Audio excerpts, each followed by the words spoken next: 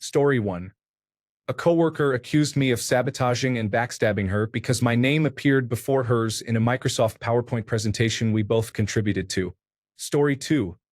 A coworker asked if I had any ideas about why data being transmitted between two machines was appearing as garbage.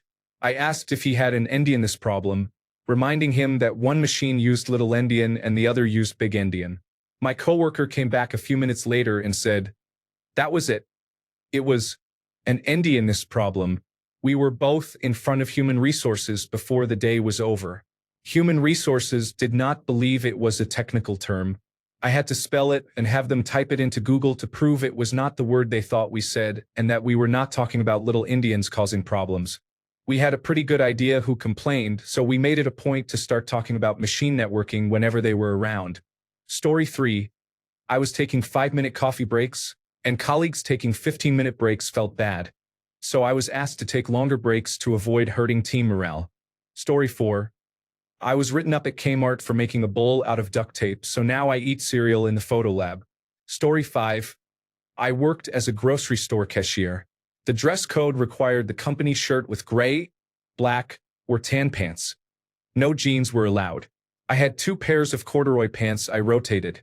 One tan and one gray.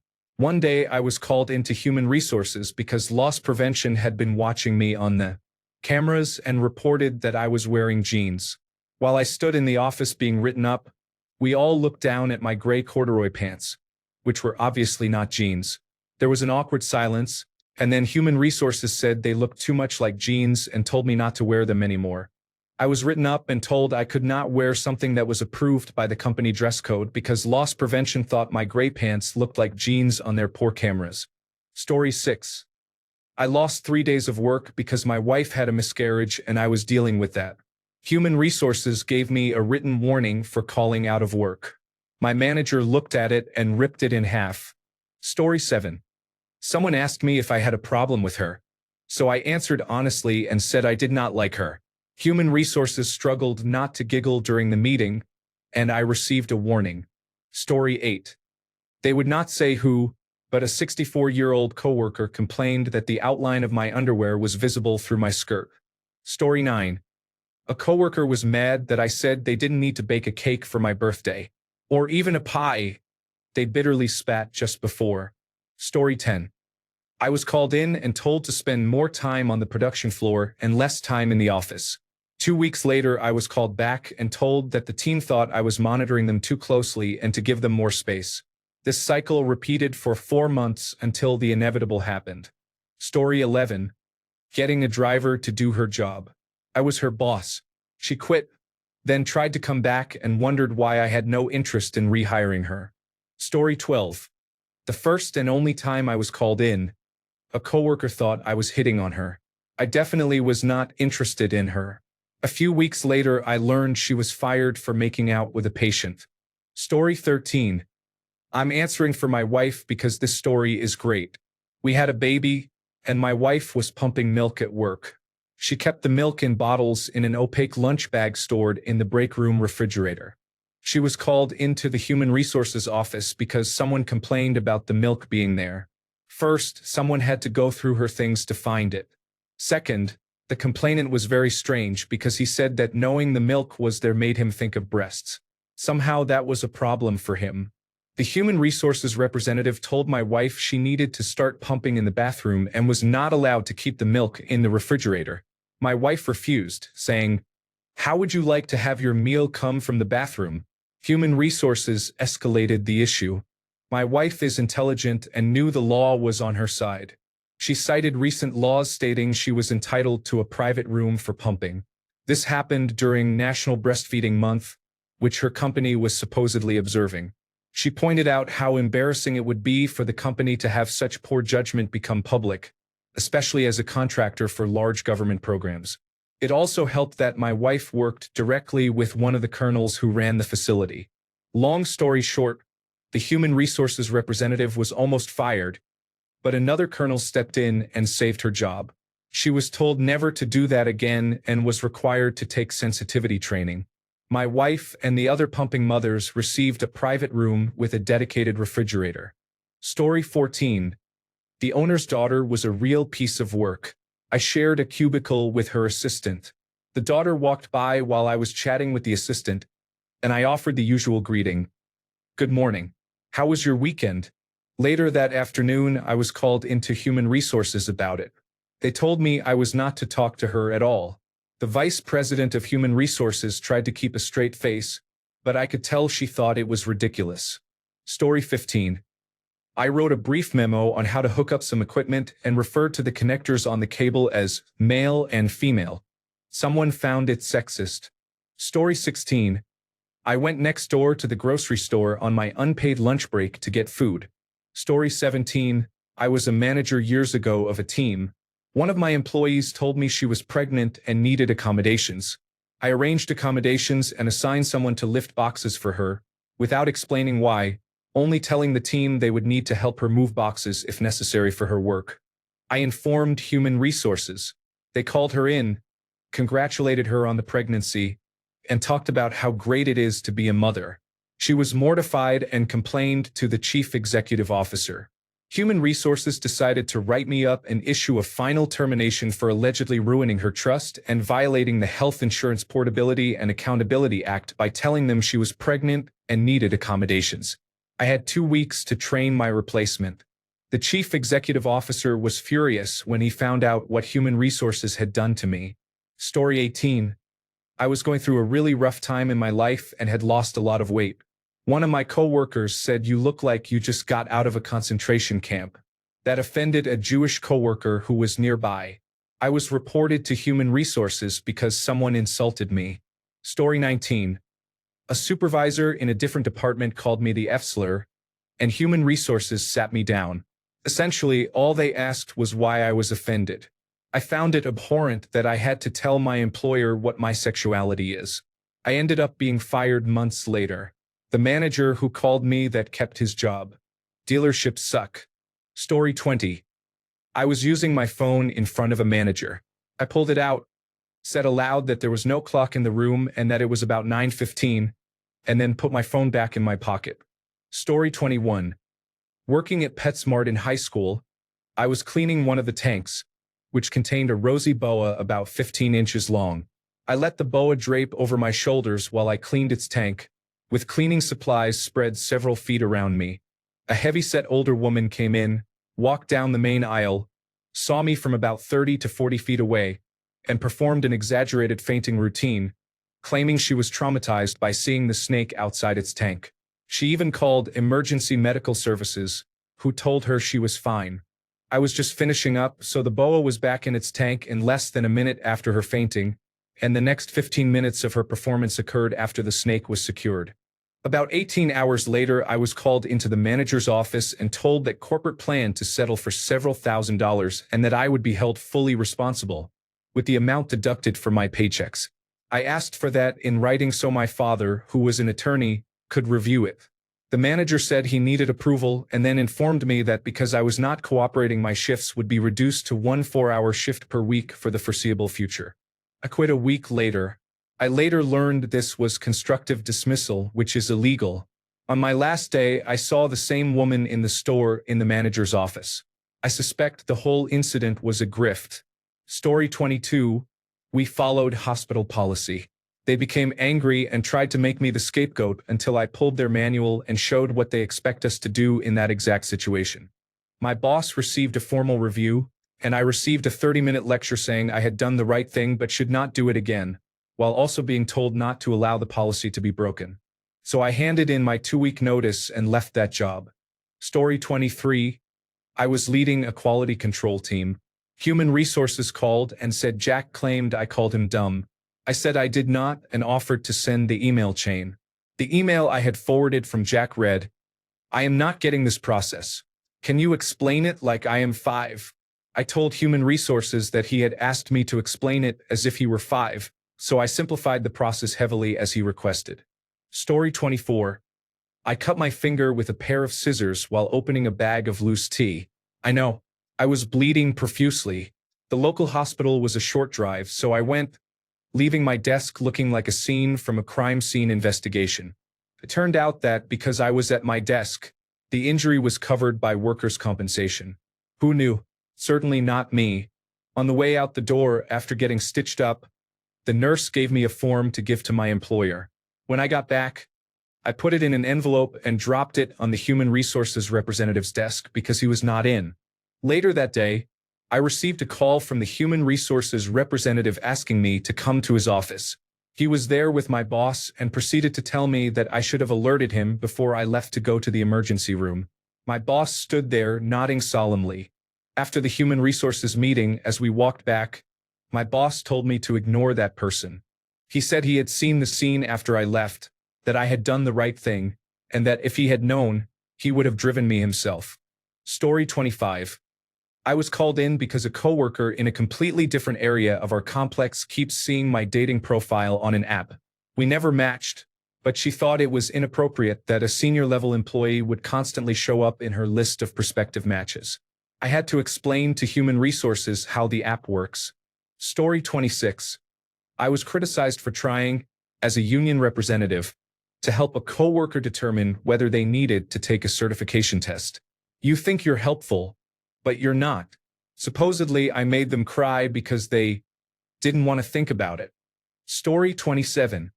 I did not request sick time properly. Human resources called me in and said that sick days are a privilege, not a right.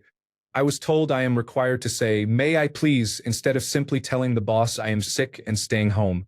The boss will say yes, but it is important to ask rather than tell. It is not your decision. As a grown adult after the coronavirus pandemic, I thought this was completely ridiculous. Oddly enough, I am writing this because I am home on day 3 of a bad cold. I still work there. I have had to message my boss each morning before work and ask politely if I could keep my fever and congestion to myself. It frustrates me, but the pay is great and the job is otherwise rewarding, so I put up with it. Story 28. For telling my boss that if a guy worked any slower, he would go backwards. Story 29. This is not a human resources matter, but I was written up by a store manager when I was 18.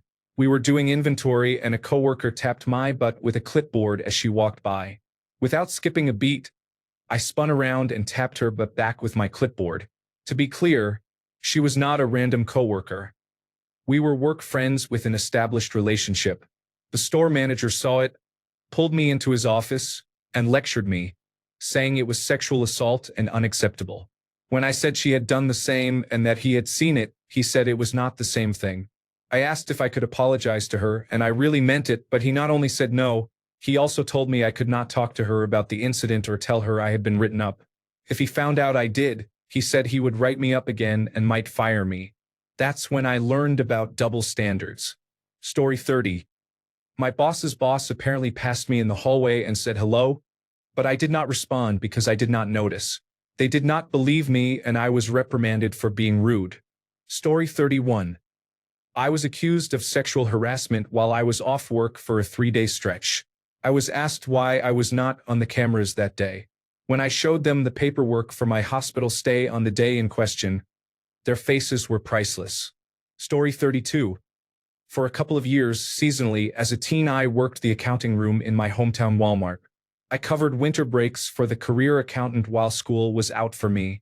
One customer wrote a check our system rejected. I was called out of my safe room to see if we could take his check. This was part of the job.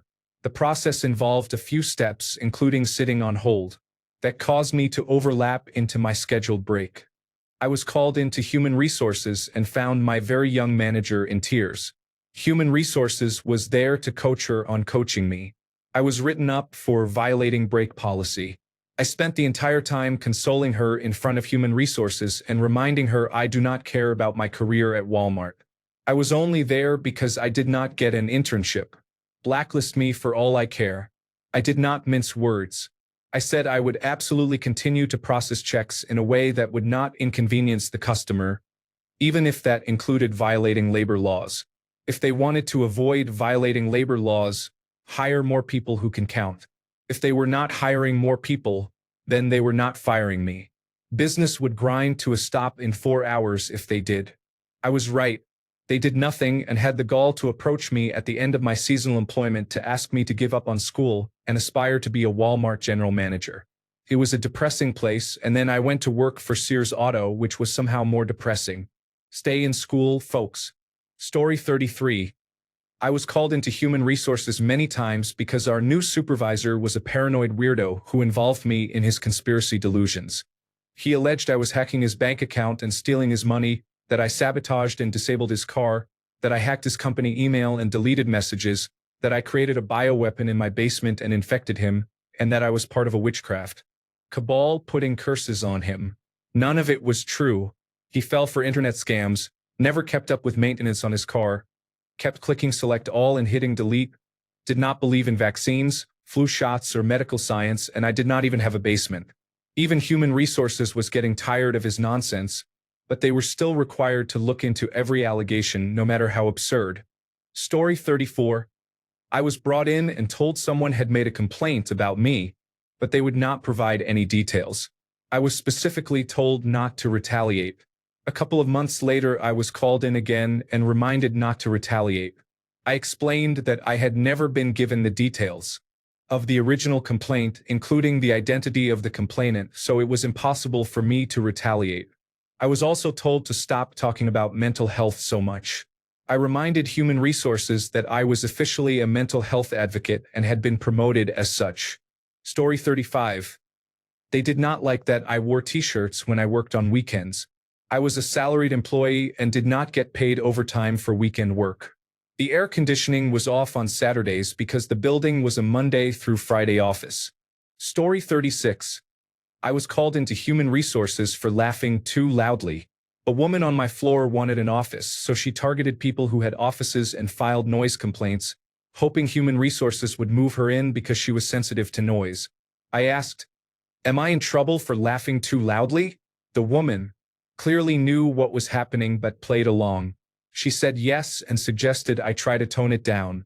I said laughing is a natural bodily response and I could try, but I did not think I was that loud and it might be hard to control.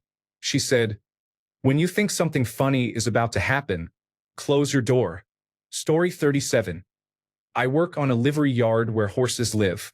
I was spoken to by my manager because one of the horse owners complained that I had looked too grumpy recently. I had just lost my grandfather after a long and upsetting decline a week earlier. This owner was autistic and usually walked onto the yard with an air of "do not talk to me, do not look at me," which I always respected. If she was in a chatty mood, we would have a good natter. My manager asked her, "Do you realize how you look when you walk across the yard?" She was taken aback by that. After that, she was nicer and more chatty than she had ever been with me. Story 38. I was accused of hacking to gain remote access to my work email, which was prohibited. My boss sent a meeting invitation while I was at lunch. She was suspicious that I had accepted the invitation even though I was away from my desk. She ran to the head of information technology, who spent far too much time investigating. A few days later, as I arrived in the morning, I was pulled into the office. After accusations about violating corporate security, I asked what it was all about. I explained that I had turned on auto-accept for meeting invitations. It is literally a checkbox in Microsoft Outlook. Is that not allowed? They stared at me. I wondered how many hours they had spent digging through logs over this non-issue. Story 39. I was told that every time I crouched to show something to quality control, my bulge was showing. I had to visibly demonstrate how zippers can fold and that it was not my bulge. I also explained that my obsessive-compulsive disorder makes me stop and check $20,000 per piece paint jobs at the front of the line, rather than letting the end of the line discover problems after a full day's production. I made it clear they should stop staring at my genitals because I now have a dated paper trail documenting long-term voyeurism, plus an audio recording of the meeting.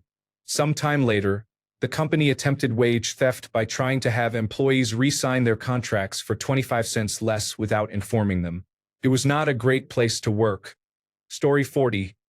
I worked in accounting for a local healthcare insurer in a department of 5 women. One woman was known to be difficult, so we all gave her a wide berth and did our best to avoid approaching her.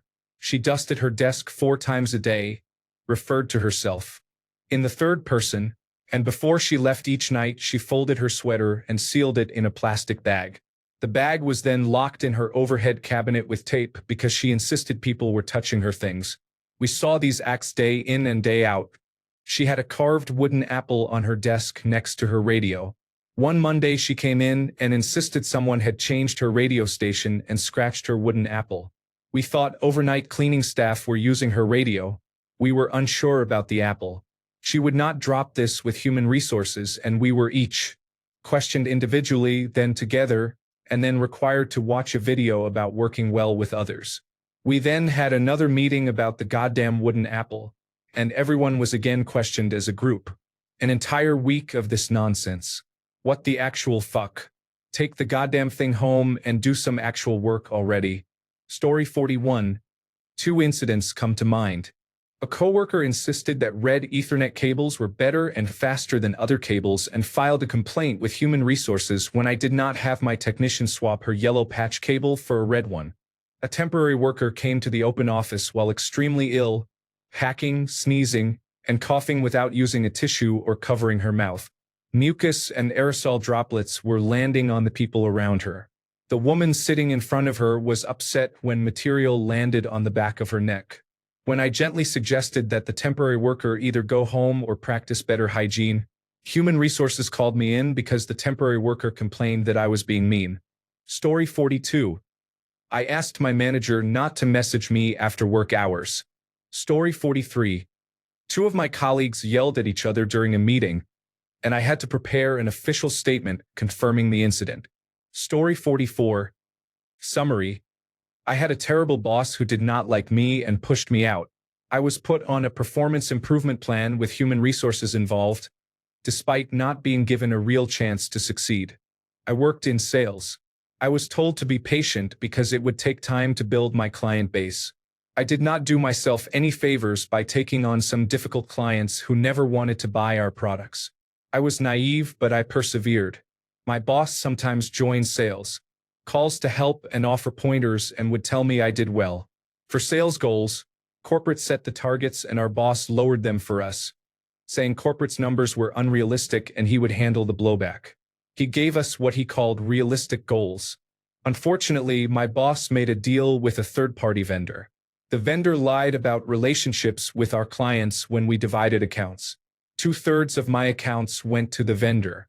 I was left with the largest accounts, which were also the ones we could never crack.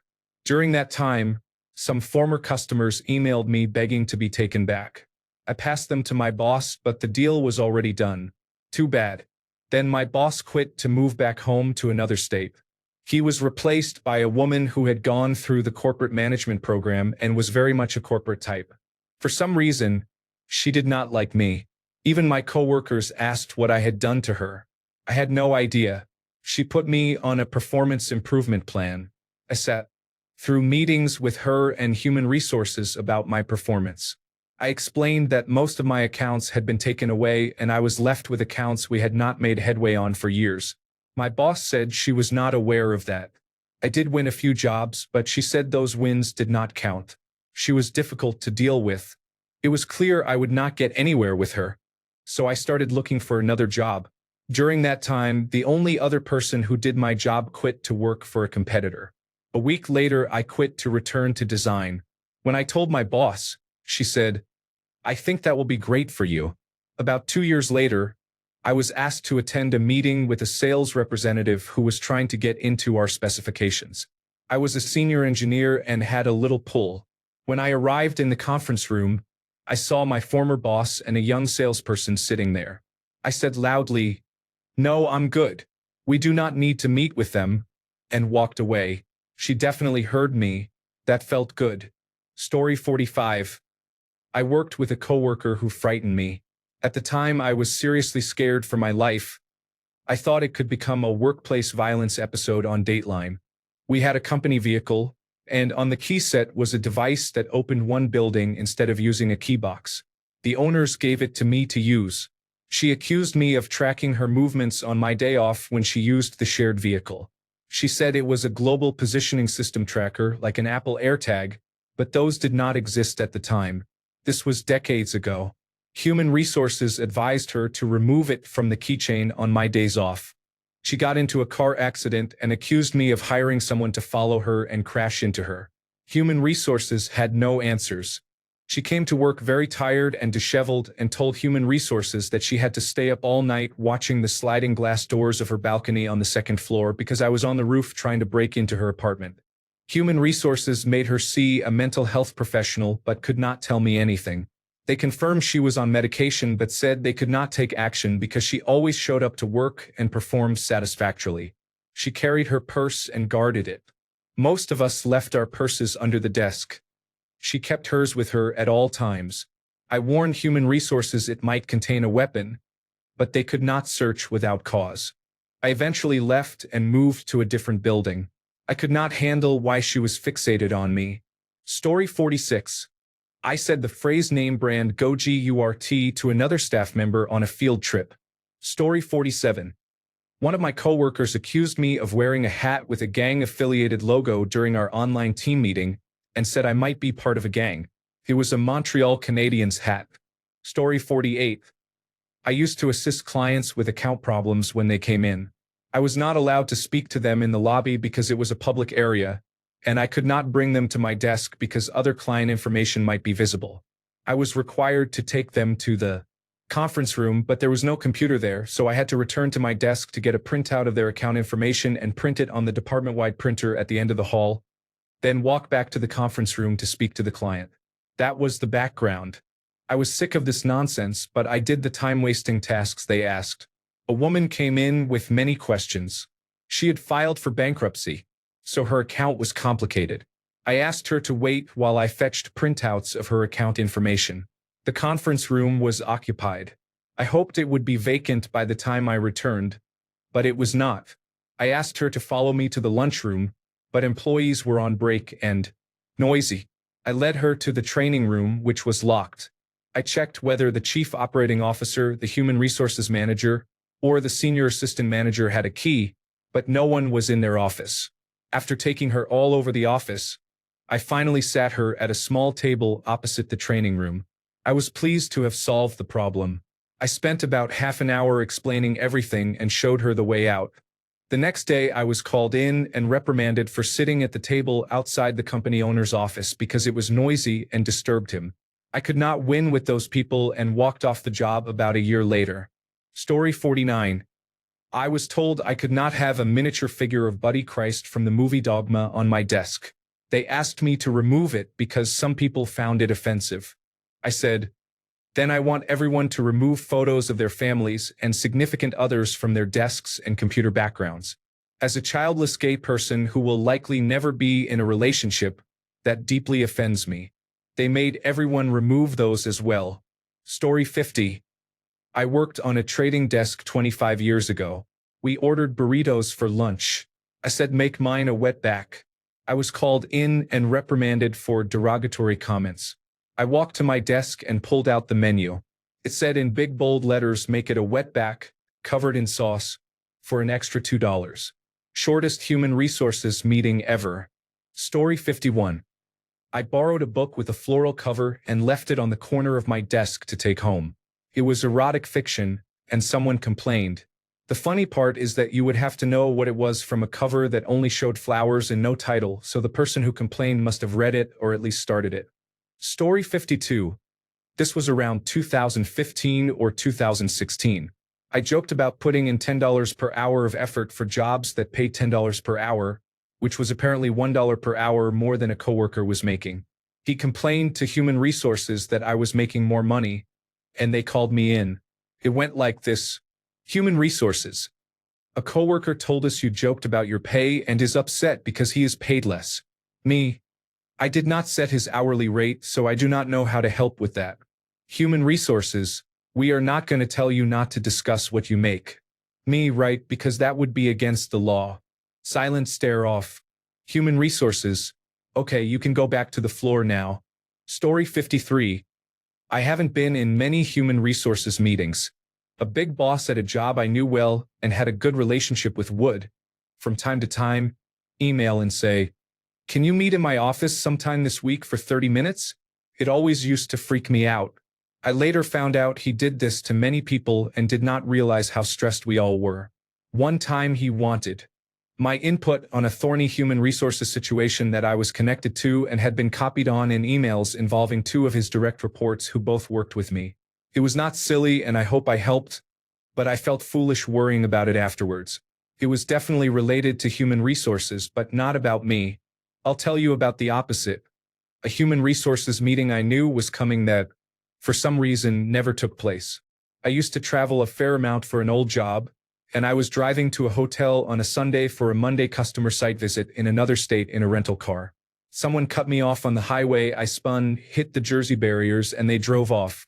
The car was undrivable. They probably totaled it. I was physically unhurt. Cops came and I filed a police report. Monday morning came and I knew I had to call the woman who handled fleet management for the company. She was well known to be a hard, mean person. I had never spoken to her before, but her fearsome reputation preceded her. I had already emailed, so we set up a time to call. After hellos, she asked if I was hurt. I said I was not. She said, "Good, that's the main thing. Now do you have your rental agreement?" I said yes. "And a copy of the police report?" "Yes." "Okay. Fax them to this number," which shows how long ago it was. "And let me review these and I'll get back to you with more questions." I never heard another thing about it. I was stunned. I figured I would be hauled into human resources with my boss and made to pay some sort of reparations. No, nothing. So that woman is a hero and an angel in my book, and I think everyone misunderstood and underestimated her. Kudos to the fleet manager. You made a shocking experience much easier on a young professional than he expected. Story 54. I did not follow up on an order I had not initiated, was only peripherally aware of, and that my manager had dropped. To be fair to him, nobody told him it was critical, and neither of us had been told that accounting would not pay the invoice for 2 months if we did not pursue them. I walked out of that job the next time they reprimanded me, after the general manager told me he knew the issues were systemic to the company and did not care how that affected my ability to do the job. Story 55. I played a game of solitaire on my phone while on hold for 10 to 15 minutes and was written up for disrespecting the customer, who could not see me since it was a phone call. It was not for using my personal phone. It was an emotional grievance. Story 56. Someone complained that I used the Battle of Thermopylae as an analogy for a difficult situation. Story 57. This was my boss's office, not human resources, but it was still pretty stupid. I had completed all my sprint tasks, the work assigned to me in a 2-week period, ahead of schedule, and nobody needed my help with anything else, so I decided to spend some time building a tool to increase office productivity. After I finished it and showed it to the team leader, I was hauled into my boss's office because I had not requested permission to work on it even though I had nothing else to do. I was furious. For the rest of my time at that job, whenever I finished sprint tasks early, which was often, I would zone out, take 3-hour lunch breaks, and leave early. For those familiar with agile methodologies, our backlog was always empty. The place was dysfunctional. Story 58. I managed a small department in a manufacturing facility. In the summer, temperatures often exceeded 100 degrees in the plant. One day, the plant manager called me into his office and told me to give one of my female employees a warning because she was wearing a tank top, the same style that several other employees were wearing, and it was not a violation of the dress code. The employee was young and attractive and usually wore baggy shirts. I think this may have been the first time the plant manager noticed her figure. I told him I would not issue a warning because her clothing complied with the dress code and others were dressed the same. We argued, and I said if he wanted the warning issued, he would have to do it himself or have human resources give me authorization in writing. I never heard anything more about it. Story 59. I asked someone not to scream in my face. I disrespected their communication style. At the same company, several people expressed concern that I carried a notebook and wrote in it during meetings. They believed I did not know how to use a computer. Story 60. I made someone feel self-conscious because I was good at my job. I am a woman, for what it's worth. Story 61. A seasonal coworker claimed I was making her uncomfortable because I never spoke to her except to say hi or excuse me if she was in the way. She was fired for repeated tardiness and for starting a fight with a man who turned her down. Laughing out loud. Story 62. An employee accused me of walking on his desk and made repeated complaints. Each time we discovered it was a maintenance worker adjusting a vent in the middle of the night. The employee did not believe this and remained convinced it was me. Story 63. I was accused of being racist for complaining about how lazy a disc jockey was. It did not have anything to do with race. The disc jockey had simply connected her phone to the sound system, played a playlist, and hung out drinking with her friends. The human resources representative laughed, said I was only there because they had to follow up on the complaint, and let me get back to work. Story 64. I had a closed-door meeting with human resources and my supervisor because they thought having a doctor's appointment every 3 months was excessive. Should I just roll the dice on whether this new drug is damaging my kidneys? Story 65. I defended a coworker who was new to the country and for whom English was not her first language. She had misspelled Christmas. It was an honest mistake. Another woman complained to human resources that we were actively trying to remove Christ from the holiday and that we were atheists. The woman who made the spelling error was Catholic. Story 66. My expense account was off by 11 cents, and I was being hounded about balancing it. Far more time was spent tracking that amount than it was worth. I figured I would take care of it later, after more trips when the amount would be significant, but after multiple emails they insisted it be handled immediately, so I wrote a check and put a colorful note in the memo. Human resources caught it. Story 67. I once worked on a team that was predominantly African American women. We had an all-team meeting about the dress code, and our team lead lectured us about being careful when wearing white pants so they were not too tight or thin, since they can appear transparent. Apparently someone had not taken appropriate care and it upset our client. As a white man, I did not think I needed that lecture, but our lead was too reluctant to address the individual directly, so I ended up part of the meeting. Story 68. I worked in a certification and calibration laboratory. I was called in for rejecting and then usually fixing too many torque wrenches. You can get very high or very low torque readings on a torque wrench by holding it closer to or farther from the point of rotation, respectively, or by applying force that is not perpendicular to the handle. For this reason, all torque wrenches have an indicator showing where the torque is to be applied, usually a blank bar in the knurling of the handle. The calibration laboratory has a device that can ensure torque is applied at the correct place and angle, although it is much slower than calibrating by hand. Any wrench I rejected went on that machine to verify the readings. I was called in because I was being too strict with the wrenches. There are standards many wrenches must meet, and customers tell us whether they want conformity to those standards. My predecessor adjusted where he held the wrenches to make them pass unless they were obviously bad. I was put through remedial training by him to learn how to certify torque wrenches so I would reject fewer. I thought that if the place that certifies equipment could not be trusted to give accurate numbers, then who could?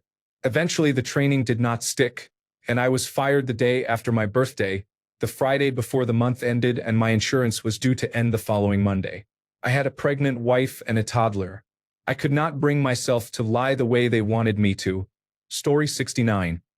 A very thin woman kept running her mouth at a 6-foot woman with facial tattoos and French braids. She would not stop and kept getting in the larger woman's face until the larger woman picked her up and set her on the counter like a child. The smaller woman started screaming and threatened to sue. I was called into human resources because I didn't try to stop the argument. There was no way I was getting in the middle of a fight with someone twice my size. No thanks. Story 70. One Friday in the summer I had to be in the office for an hour or two at most, so I wore the shorts and a Hawaiian shirt I was already wearing.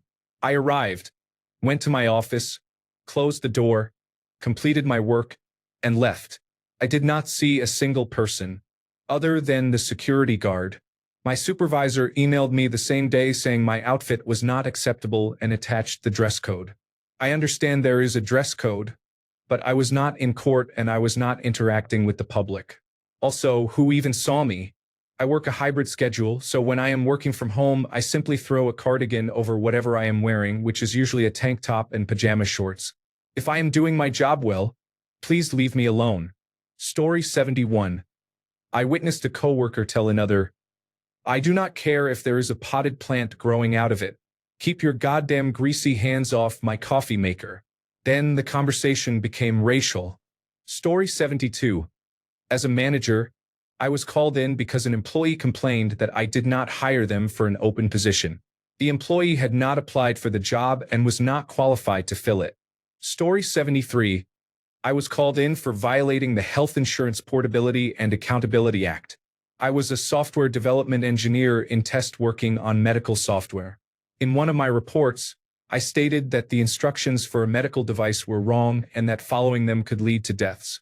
I also indicated that I had used the same medical device, and I was written up for disclosing my own medical condition. There is an exception for people disclosing their own medical information, but I spent half a day in meetings with human resources and received far too many emails. Story 74. The front desk receptionist had Doctor Who items on her desk. I like Doctor Who, and on several occasions I said, "Cool Dalek," or something similar when I checked in with her. She would always smile, say thanks, and talk about Doctor Who for a minute. One day she came to work wearing a dress styled like the time and relative dimension in space, a knit sheath that hugged her body and was blue. I had never seen one before. She was standing in front of her desk when I came by, and I told her I had never seen a time and relative dimension in space dress and that it was really cool. There was nothing sexual about my comment. I just liked Doctor Who. The next day, I was called into human resources for hitting on her. I had not been hitting on her and could not understand how they interpreted my comment that way. They told me I should not hit on her again. I deliberately never spoke to her or interacted with her again. Story 75. My first real job required an adult professional wardrobe, and I was building it slowly each paycheck, buying classic pieces in black and gray with white and light blue accent colors. The advice to do it this way, 1 or 2 pieces at a time, sticking to a very narrow color palette and buying good quality items, came from a vice president at the company who used to give us brief mentoring advice in the break room. It was excellent advice for young women starting out with limited money. My direct supervisor began constantly putting me down in an "I'm just kidding" way, telling me I dressed like a nun, an Italian widow, a witch, that I looked like I was at a funeral, that I was depressing the whole office, and similar comments. After weeks of this, she wrote me up for dressing unprofessionally, and I was called into human resources, which noted in my file that my boss disliked how I dressed. The meeting, I was wearing tailored black trousers, a gray cashmere cardigan over a white collared shirt, a strand of pearls, and well-polished black loafers. I asked them to document the exact outfit, including accessories that warranted the write-up, and they did. When I applied for a promotion, my interviewer told me they had read my file and found it hilarious that I had made them detail the unprofessional outfit. Story 76. My company recently enacted a total ban on cell phones because one person abused the privilege instead of dealing only with that employee. One day, I noticed a coworker and friend sneaking use of his phone at his desk and hiding it when anyone approached by placing it under the desk on his crotch. To tease him, I opened an online text messaging service, so I was not technically using my cell phone, and started sending him messages. He kept it on vibrate, so each text buzzed against his crotch. After doing this several times, he became indignant and left the room. About 10 minutes later, I was called to the Human Resources Director's office.